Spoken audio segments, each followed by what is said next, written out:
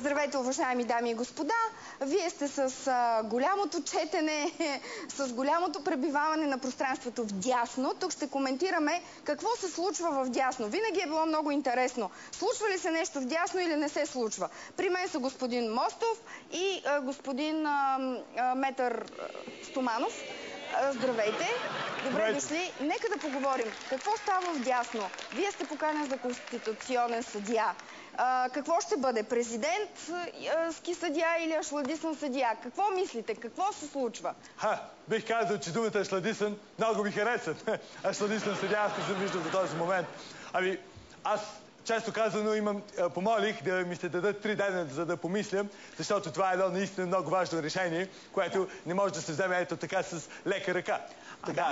Какво ще те остане да мислиш 3 дена? Ти нищо не можеш да измислиш.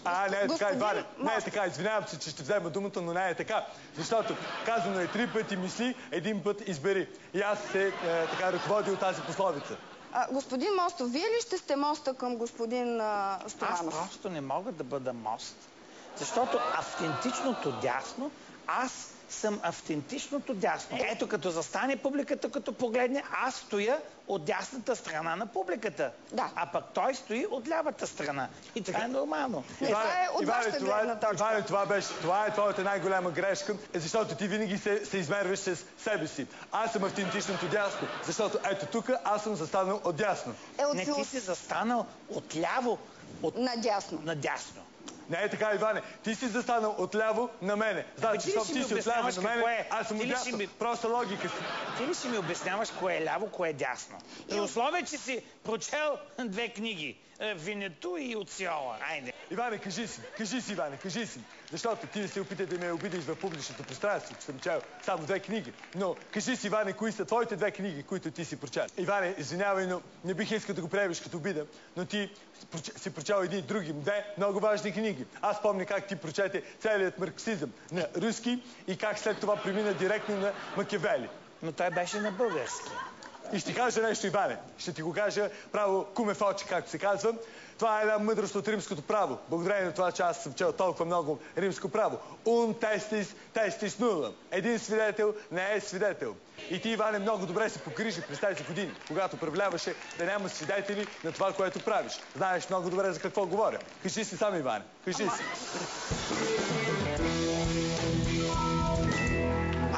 Четеше само бракоразводни дела. Айде сега всички знаят. Винаги ми е било любопитно. Как ще коментирате песента «Развод ми дай», като от позицията си на бракоразводен адвокат? Вижте сега малко, често казвам, изненадвате с този въпрос. Как да коментирам? Все пак като адвокат бих казал, че най-важното в тази песен е развод ми дай и какво? Повече не ме мъчи. Най-важното е в един развод повече да не се мъчат 2 души, които искат да се разведат. Това е като... И аз искам да не се мъча за това. Твърде дълго бяхте заедно ли? Това ли е причината? Не, просто твърде дълго се мъчихме заедно. Извинявайте, ама... Виж какво, ти си гледай лявото и дясното, пък не се занимавай с мене. Аз съм пазител на ценностите на дясното. Да, Иване, ти си пазител на ценностите. Това са ремедетата, това са... Айде да не говорим. Авиокомпания Балкан. Да. Нека да не забравяме приватизацията и другите такива. Добре, вие можете ли да кажете твърдо да или твърдо не за собствената си съдба като конституционен съдия? Да, аз мога да кажа своето твърдо да, твърдо не, да, не, да, не. Мога да кажа своето твърдо становище. Извинете, няма ли да се обедините около кандидатурата на господин Стоманов? Аз не мога да се обединя около кандидатурата на господин Стоманов, защото той е на мое ляво. Това е. Иване, разбери, това е истинското дясно. Твоето ляво е истинското дясно. Разбираш ли? А ти си в мое ляво. Това не е истинското дясно. Вие за толкова години не можахте ли да се уточните кое дясно е по-вдясно и кое ляво е по-вляво и къде е точно позицията на дясното? И сегашните управляващи вдясно ли са, в центъра ли са, къде са? Вижте, по принцип в България дясното е тясно. И затова не могат много да стоят в дясно. Или аз, или никой. Аз съм го казал. Накрая така ще го направя, че пак аз ще остана само в дясно. Иване, в това няма съмнение. Това, което казваш, просто няма съмнение. На тебе, и колкото и да е голямо дясното, на тебе винаги ще бъде тясно. И това е твоята най-голяма грешка. Още тогава ти казвам. Уважаеми дами и господа, виждате, че има невероятен спор не само за това кой колко книги е прочел, как ги е прочел, кога ги е зачел и в какъв период от живота си ги е определил за себе си като книги, а на всичкото отгоре те не могат да решат кое е дясно е вляво, кое е ляво е вдясно, кое е от дясно наляво, от ляво надясно и в крайна сметка колко тясно е дясното и дали и ГЕРБ всъщност иска да бъде от дясно на тясното, от тясно на дясното. От дясно на дясното. Ами аз се бърках вече. В края на краищата ще вземете ли решение за обединение около дясното в центъра на дясното?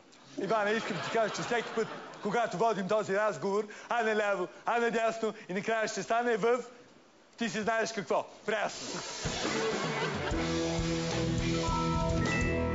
Пък аз искам да кажа, че ти си гледай фондациите и не се занимавай. Ти си гледай фондациите, Иване. Ти си гледай фондациите и ти имаш фондации. Защото ти имаш фондации.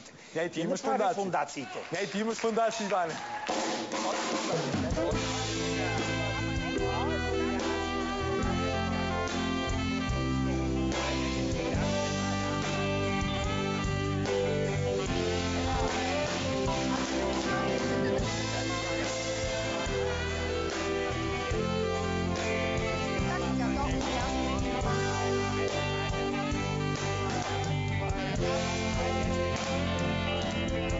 Надясно.